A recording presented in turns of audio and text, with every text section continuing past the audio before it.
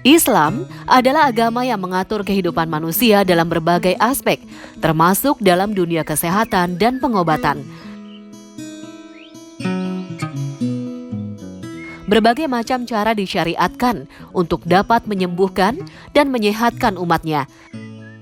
Salah satunya adalah ruqyah. Ruqyah dikenal sebagai teknik terapi penyembuhan dengan cara membacakan ayat-ayat Al-Quran dan doa-doa kepada orang yang diruqyah. Sebagaimana dalam surat Al-Isra ayat 82, dijelaskan bahwa Al-Quran diturunkan sebagai obat bagi manusia. Ruqyah secara bahasa itu artinya jampi, ya. Jampi yang dibenarkan dalam Islam adalah bacaan-bacaan atau jampi-jampi yang berasal dari Al-Quran dan Sunnah. Dalam prakteknya, terdapat dua jenis ruqyah yang harus dicermati masyarakat Muslim, yaitu ruqyah syariah dan ruqyah syirkiyah. Ruqyah syariah merupakan ruqyah yang sesuai dengan tuntutan syariat, yaitu dengan metode terapi Al-Quran. Sementara ruqyah syirkiyah merujuk pada praktek ruqyah yang di dalamnya tidak sesuai syariat, yaitu mengindikasikan perilaku-perilaku syirik atau menyekutukan Allah Subhanahu wa Ta'ala. Ruqyah dengan membaca surat-surat dalam Al-Quran dipercaya dapat menyembuhkan hati dari penyakit kebodohan dan keraguan, sihir, serta menyembuhkan penyakit-penyakit jasmani. Di kota-kota besar di Indonesia telah banyak tersebar klinik ruqyah. Salah satunya adalah klinik holistik Ustadz Abu Albani di Duren Sawit, Jakarta Timur. Di sini sebelum ruqyah, setiap pasien dianjurkan untuk melakukan konsultasi psikologis terlebih dahulu. Hal ini berpengaruh pada tindakan yang akan dijalankan saat ruqyah. Tapi ternyata hikmah dari ruqyah, penyakit-penyakit itu ternyata bisa disembuhkan. Sampai penyakit berat.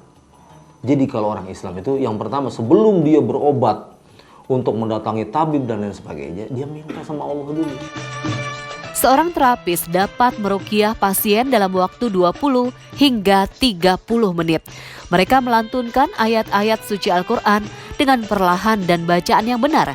Dan tentu saja, setiap pasien ruqyah akan memberikan dampak respon yang berbeda-beda saat sang terapis membacakan ayat-ayat Al-Quran. Contoh misalnya, kok saya di ruqyah nggak teriak-teriak ya? Emang kenapa? Kalau kata orang saya ada yang nempel.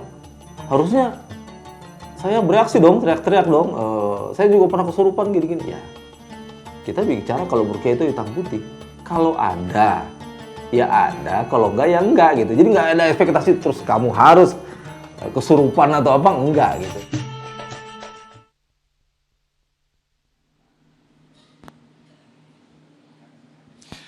Baik pemirsa, masih di Damai Indonesiaku, Masya Allah, satu VT yang sangat luar biasa sekali tentang ruqyah syariah. Saya akan meminta ibroh ataupun komentar dari guru-guru kita, komentar ya, bukan praktek ruqyah ya, nanti kalau bisa kacau nanti. Masya Allah, ini sangat kental sekali kalau misalnya dihubungkan dengan tema besar kita, sangat erat kaitannya bahwa tadi disampaikan bahwa Al-Quran sangat erat sekali kaitannya dengan berkebangsaan. Namun lebih dari itu, Al-Quran ternyata juga sebagai obat da'in likulli dawa. Nah, Ustadz Abdul Muta'ali terlebih dahulu untuk mengambil ibrah. Silakan Ustadz. Baik, Al-Quran itu bukan kitab parsial tapi imparsial. Dia bukan hanya sumber untuk hal tertentu, bukan sumber bagi hal tertentu yang lain, tidak. Tadi kita berbicara Al-Quran sumber untuk kebangsaan. Maka Al-Quran pun sumber untuk apa? Penyakit-penyakit. Ya, tadi ayatnya wa nunazzilu minal Qur'ani ma huwa syifaun.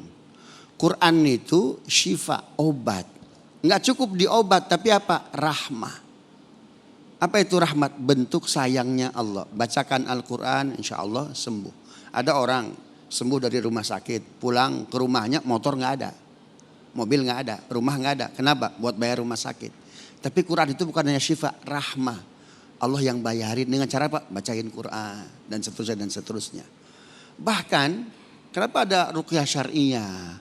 Ada seorang budak itu ketika Nabi hijrah ke Taif, itu sampai masuk Islam. Kenapa? Ngedengar satu bacaan yang dia dengar dari nabinya dulu. Nabi ketika mau makan anggur, apa yang Nabi baca? Bismillahirrahmanirrahim. Masuk Islam sih ya. Siapa namanya? Adas. Ya.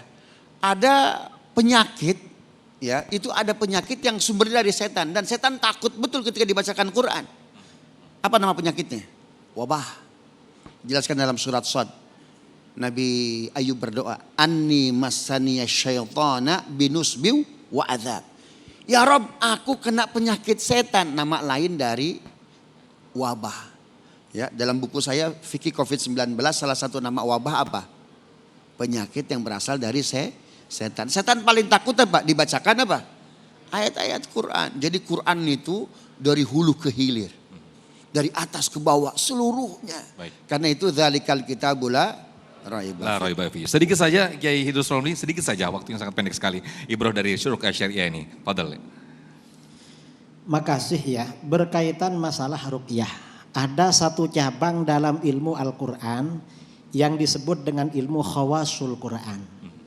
Bahwa ayat-ayat di dalam Al-Quran itu ada beberapa ayat cocok untuk penyembuhan. Misalnya sakit demam, ayat apa yang dibaca. Kalau orang mau melahirkan, ayat apa yang dibaca. Atau misalnya sakit paru-paru apa. Itu semuanya lengkap yang disebut dengan khawasul Quran.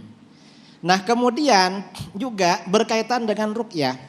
Yang di ruqyah syar'iyah. Yang dimaksud ruqyah syar'iyah ini yang dibenarkan oleh syara'. Ruqyah ini kalau bahasa Jawanya suwu. Entah bahasa Indonesianya apa Ustaznya? Ruqyah, ya pokoknya ruqyah lah. Jampi-jampi. Kemudian selain ruqyah ini ada juga namanya guna-guna. Ada juga namanya jampi-jampi. Ada juga namanya wifik atau afak. Kemudian ada juga namanya azimat. Ini semuanya syar'i selama tidak mengandung kesyirikan. Walaupun bukan dari Al-Quran itu syar'i juga. Guna-guna, jampi-jampi selama tidak mengandung kesyirikan. Ini sebentar ya. Ini saya tanya sama ibu-ibu. Ibu-ibu suka enggak kalau punya suami kuat? Kan suka yang kuat kan? Malu ini. Saya tanya sama bapak-bapak. Bapak-bapak bangga kalau misalnya punya kekuatan. Bangga kan? Dan ingin kuat. Ini ternyata guna-guna untuk kekuatan. Itu yang dari Al-Quran, dari sebagian guru-guru ya. Ada yang guna-guna memang ya ucapan-ucapan itu. Ya bahasa dan gak mengandung kesyirikan itu. Jadi begitu. Ini namanya ruqyah syar'iyah juga. Wallahu a'lam. Baik, terima kasih Idrus, Masya Allah waktunya sangat sempit sekali. Terima kasih atas ilmu Ustadz Abdul Muta'ali dan nanti kita akan berdoa bersama-sama yang akan dipimpin Kiai Haji Sumarno Syafi'i. Mudah-mudahan pemirsa apa yang disampaikan oleh guru-guru kita menjadikan ibroh dan juga semangat kita untuk lebih meningkatkan keimanan kita kepada Allah Subhanahu wa Ta'ala. Tetaplah di Damai Indonesia Aku. Sesaat lagi kami kembali.